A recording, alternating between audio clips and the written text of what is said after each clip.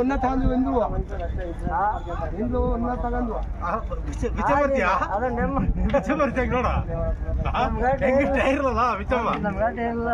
ಅಲ್ಲ ಟೈರ್ ಅಲ್ಲ ಅಂತ ದರಿದ್ರ ಟೈರು ಬೇಡ ಬೇಡ ಸುಟ್ಟಿದ್ದು ಟೈರಲ್ಲ ಆಕ್ಸಿಡೆಂಟ್ ಐತೆ ನಮ್ಮ ಕಾಲ ಅಣ್ಣ 10-15 ಟೈರ್ ಸ್ಟಿಲ್ ಟೈರ್ ಅದಾವ ಈಗ ಅನಂತಪುರಕ್ಕೆ ಗುಂಟಕಲ್ ತಕ್ಕ ಸುಮ್ಮನೆ